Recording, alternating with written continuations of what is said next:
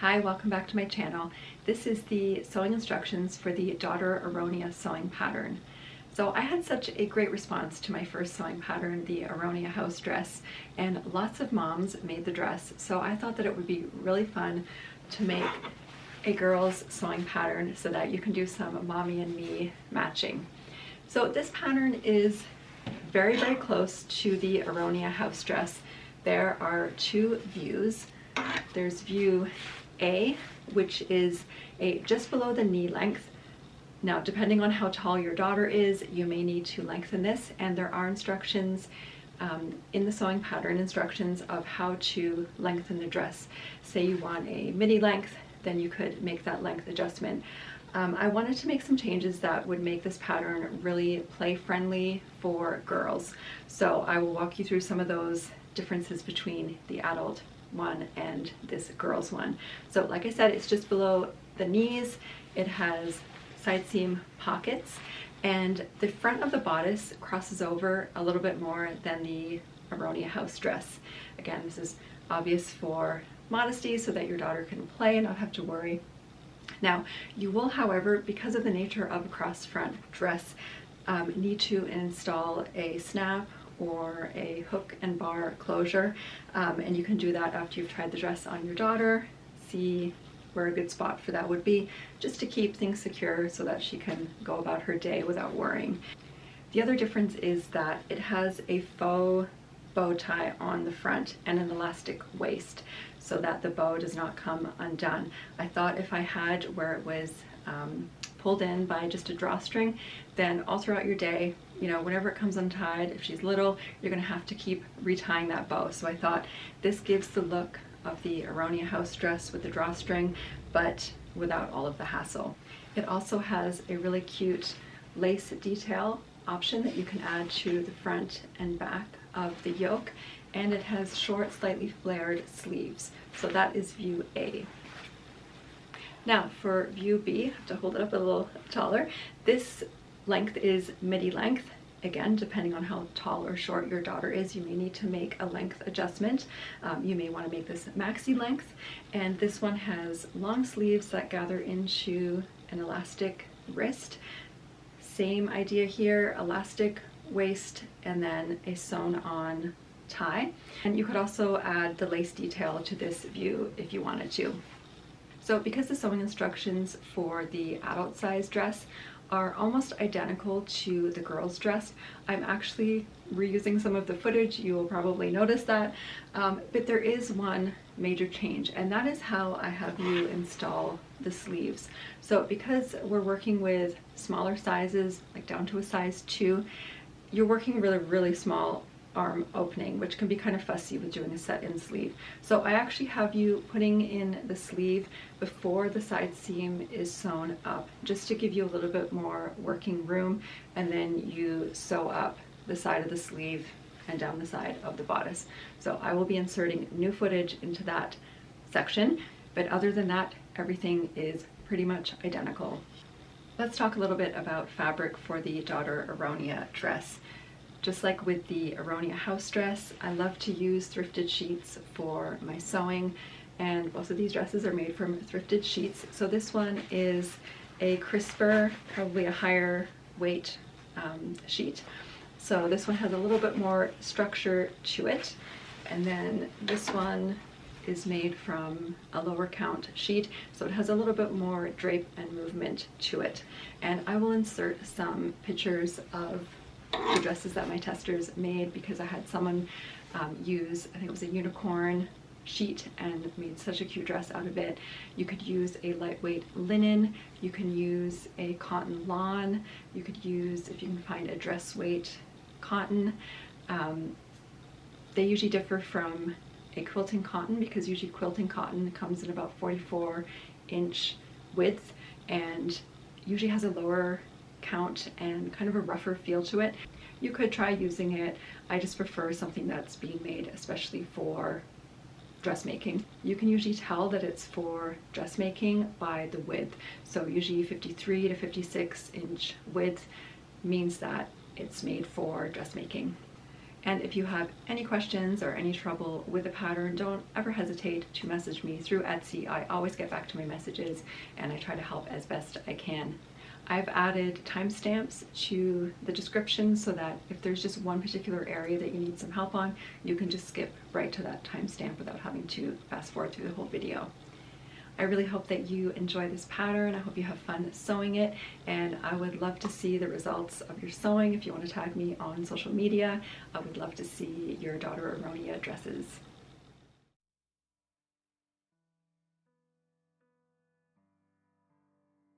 The first step is to add some stay stitching to the bodice front and yoke neckline.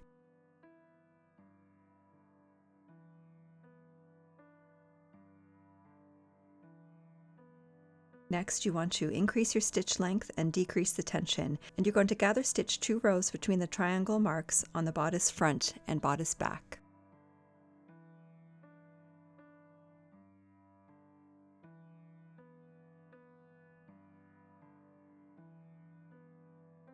Pin bodice fronts to yoke fronts, matching the triangle marks. Pull the gathering threads until the bodice front is the same length as the yoke back.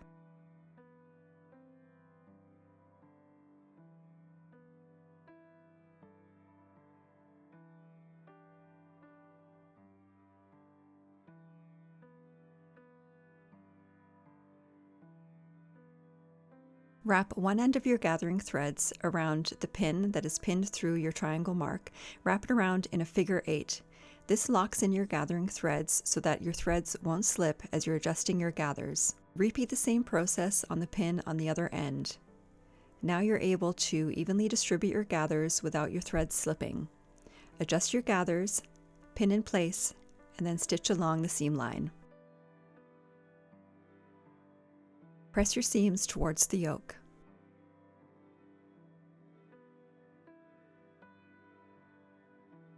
Repeat the same process with the yoke back.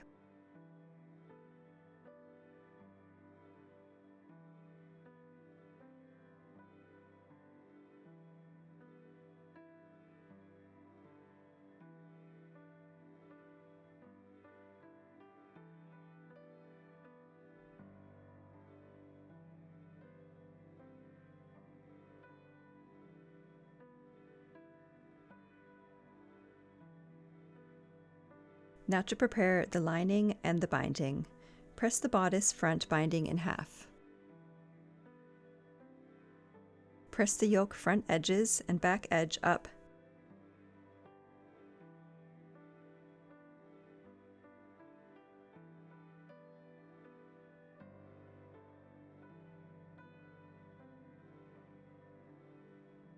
With right sides together, pin the yoke lining to the bodice yoke at the neck edge, with pressed edges folded up. Now pin the bodice binding to the right side fronts of the bodice pieces, with the bodice binding overlapping the yoke.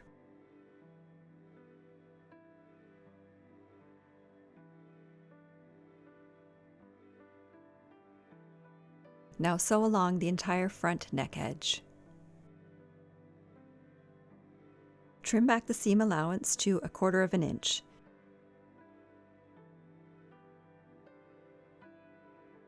Snip around the neck edge, taking care not to snip through the seam line.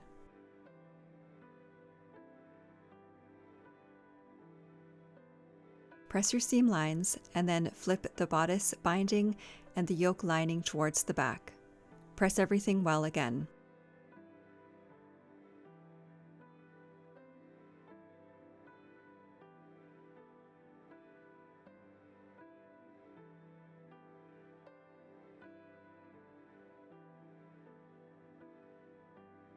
Pin the binding and the yoke lining all around the front edge and neck edge. Sew with a 3/8 inch seam allowance, or very close to the edge.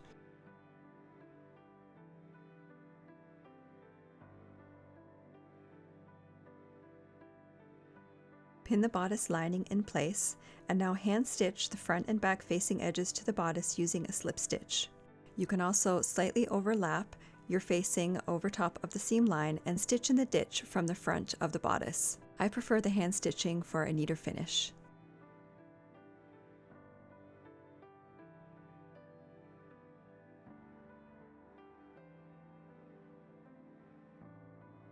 Prepare your sleeves by pressing the sleeve hem up by 1/4 of an inch and then by 1/2 of an inch.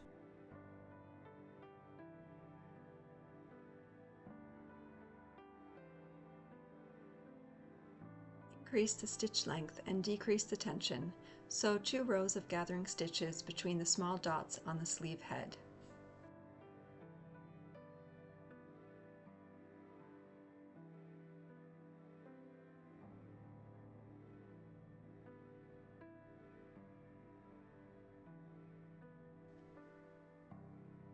Make sure that you have the dots on your yoke clearly marked.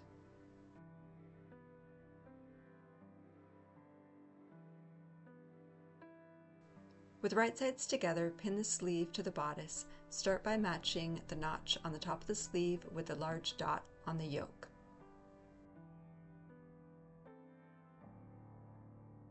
Then match up the small dots on either side.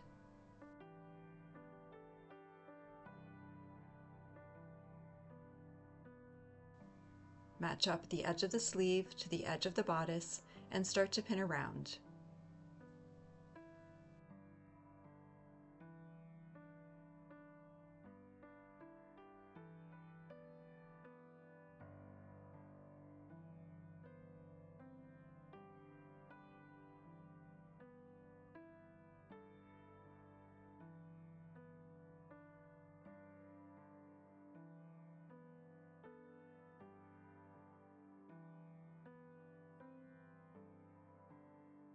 Now pull the strings on the gathering stitches to match the same length as the yoke. Use the figure 8 method to lock everything in. Evenly distribute your gathers and pin in place.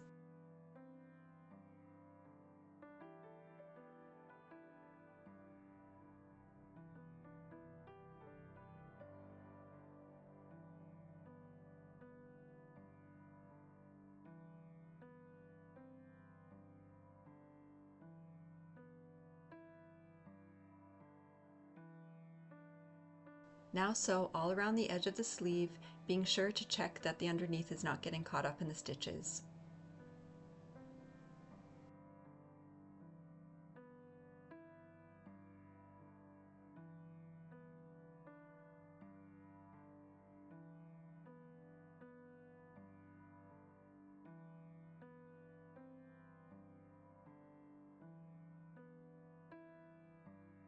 Finish your seam as desired and then press the seam towards the yoke.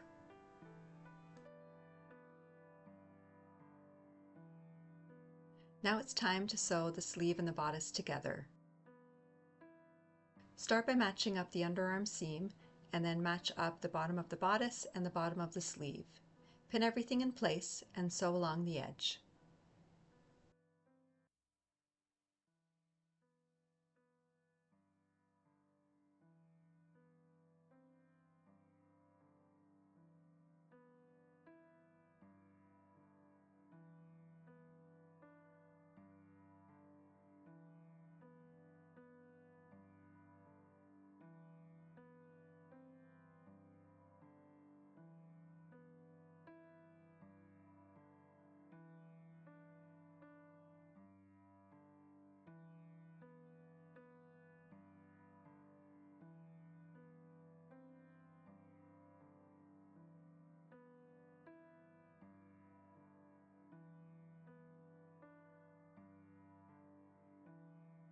Overlap the bodice fronts, matching up the notch, pin in place, and then base stitch in place. We're going to be creating a casing for elastic to run through.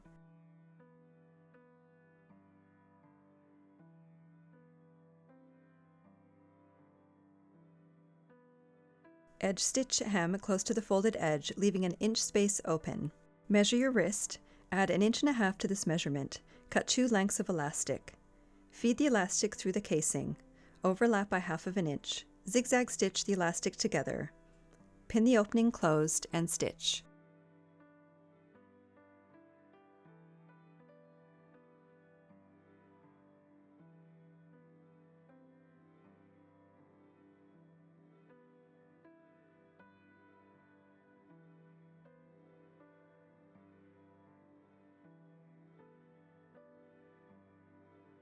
Set the bodice aside, and now it's time to work on the skirt.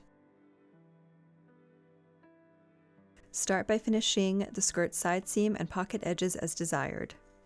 Pin the pockets to the right side of the skirt fronts at dots. Sew in place.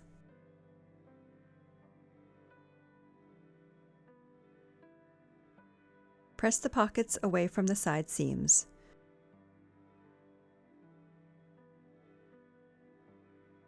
Sew a line of stitching 1/4 of an inch away from the stitching line. With right sides together, line up the side seams and the pockets. Pin along the skirt edge and pockets, as I've shown. I find that this extra pin placement really helps to keep things from shifting, and it really gives you a nice finish on the outside of your skirt.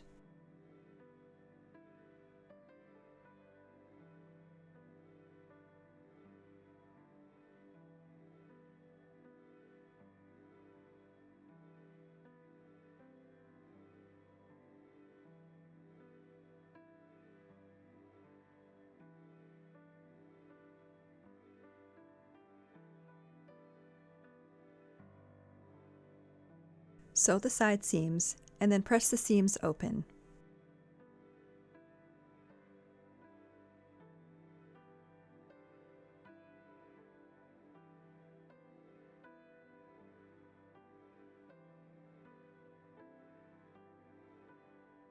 Start by pinning the skirt ruffles together at the short edges.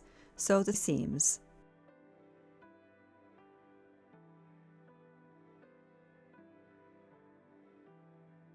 Finish the edges as desired, and then press the seams. Finish the ruffle top and the skirt bottom as desired. Press the hem up by 1/4 of an inch, and then again by 1/2 of an inch.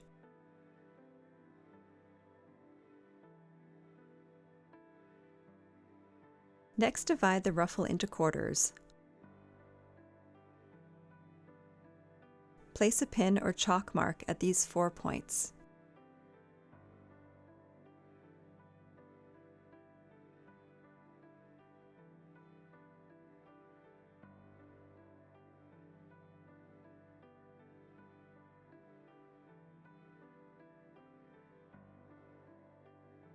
Now it's time to gather the ruffle. Increase your stitch length and decrease the stitch tension. For ease of gathering, you will be sewing 2 rows of gathering stitches from one side of the ruffle that is marked by the pin or chalk mark to the other side. Repeat this for both halves.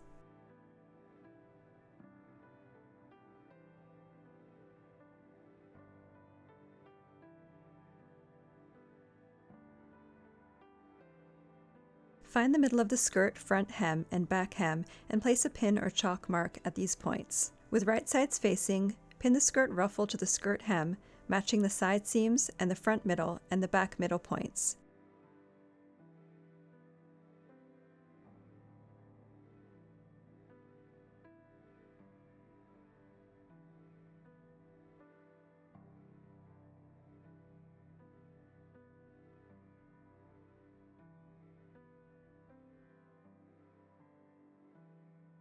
Gather the skirt quarters to match the skirt hem width. Use the figure 8 method to lock your gathering threads in place. Evenly adjust the ruffles of the 4 sections, pin in place, and sew.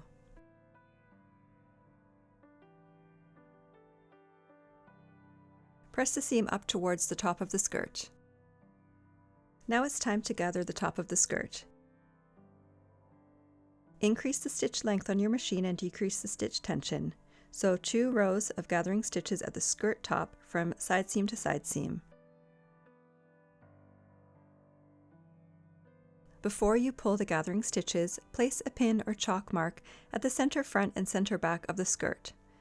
Place a pin or chalk mark at the bodice front and bodice back. With right sides together, pin the skirt to the bodice matching the side seams, middle front to middle front, and middle back to middle back. If you are making view C, make sure that the skirt back, which is the side with the center seam line on the ruffle, is pinned to the bodice back.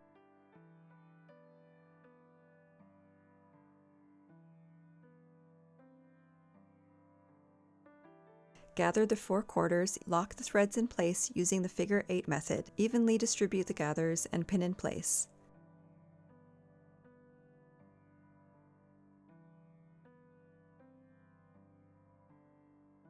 Base stitch the bodice to the skirt using a 5/8 of an inch seam allowance. Now it's time to work on the waist casing. Sew the casing together at the side seams. Press the seams open. Press the top of the casing down.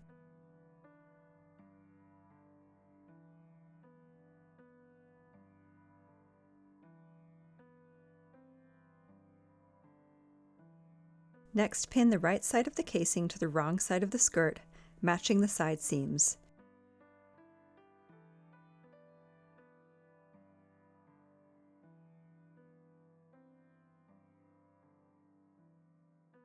Pin in place.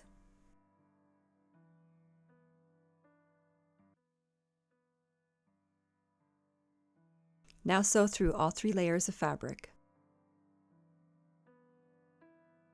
Trim back your seam allowance.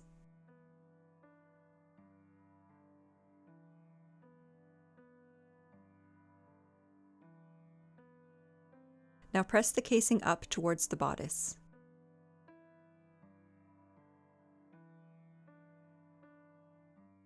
Flip your dress right side out.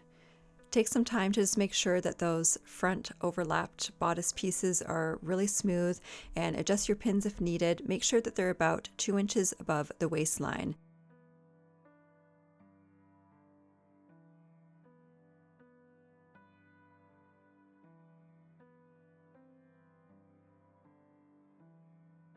Turn your dress inside out.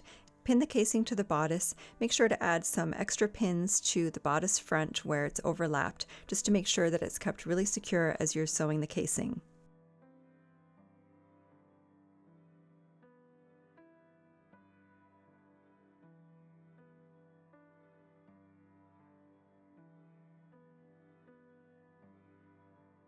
Edge stitch the casing close to the folded edge, leaving open a 1-inch space for the elastic.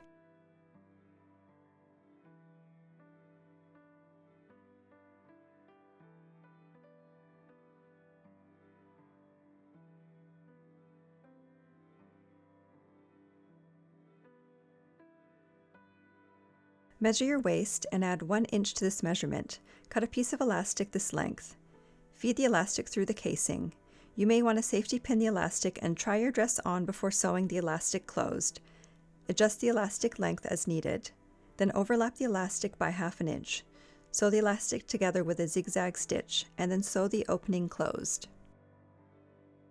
Evenly distribute the waistline gathers. Then from the right side, stitch in the ditch at each side seam to prevent the elastic from twisting.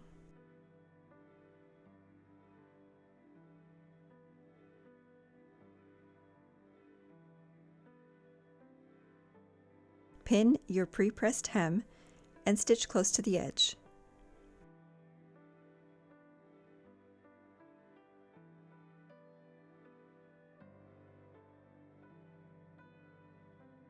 Sew on a snap closure to keep everything secure.